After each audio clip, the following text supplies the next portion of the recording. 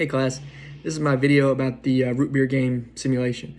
So I was the distributor, so I was receiving orders from the wholesaler and then turning around and ordering from the factory to then fulfill those orders. So the first question is asking about what challenges we encountered. I thought it was pretty difficult.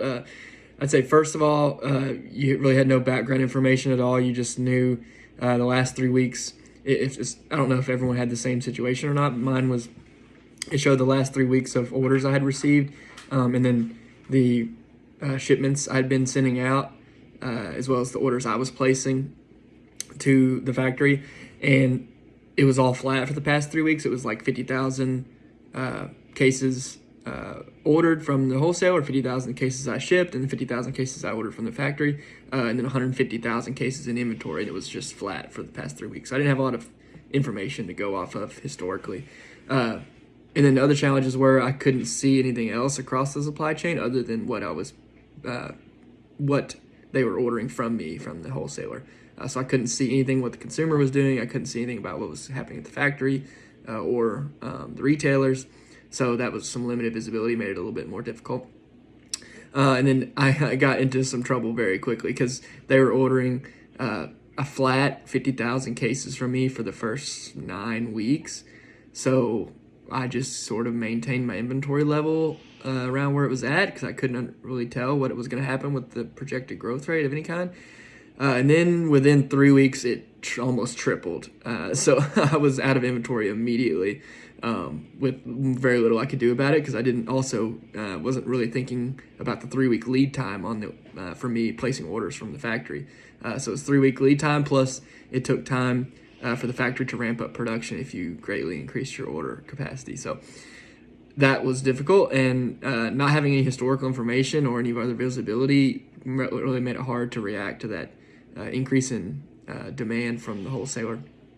So I got into trouble really quickly. I got a huge backlog, had zero inventory for maybe 10 weeks because the shipments kept skyrocketing as I was trying to desperately fill them. And I was just shipping out everything I was bringing in from the factory. I had no inventory whatsoever. And then finally, towards the end of the simulation, my shipments dropped off to zero, or my orders from the wholesaler dropped off to zero. So I had a backlog. I think I had already cleared up my backlog at that point, but then I had to take my orders from the factory down to zero, and then eventually backlog was reduced, and I had just inventory left, and then I still had a pretty large inventory because the shipments went from, I think, 100-some thousand straight to zero very quickly. So having very limited visibility to these kind of shock changes was really difficult to adapt to. So if there are questions asking how can we collectively take action to avoid or mitigate these types of challenges, I mean, first of all, clearly is information sharing.